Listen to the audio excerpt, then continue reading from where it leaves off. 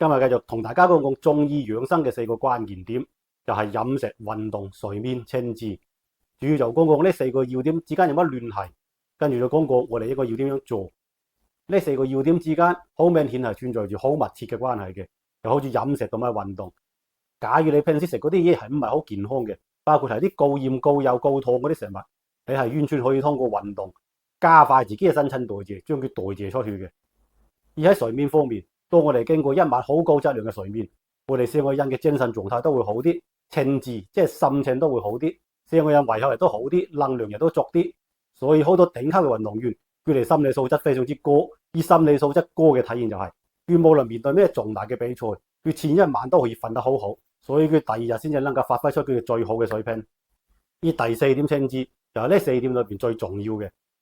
因為清治問題其實係心理精神問題。佢係可以影響一個人嘅方方面面，包括前面嘅3點。就好似當一個人心情非常之差嘅時候，佢可能真係會茶飯不思，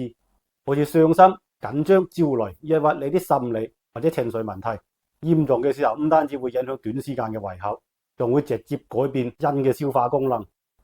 有一個研究針對啲抑鬱症嘅病人，研究佢哋胃裏邊有益嘅菌群嘅情況，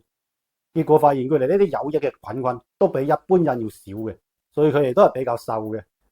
呢就清治對飲食嘅影響，清治對運動亦都有好大嘅影響。心情唔好嘅時候，好多人都其實唔想喐嘅，都係想瞓喺度或者揾個地方匿埋。最典型嘅亦都係嗰啲抑鬱症嘅人，好多都係成日都唔喐，攤喺床上面，甚至有啲仲匿入個衣櫃裏邊唔想見人。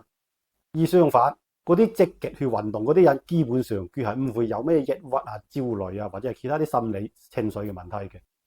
然後第3個就係清治對睡眠嘅影響，呢個更加唔使講啦。心情唔好影響睡眠，呢個係全世界都係咁樣嘅。有一個研究佢睇到一個數據就係，世界上80%嘅失眠症其實都係由心理因素引起嘅。我相信喺現代社會，心理性失眠幾乎每個人都要經歷嘅。我相信喺屏幕前嘅大家都經歷過心理性嘅失眠，所以佢兩個嘅關係我又唔想再多講啦。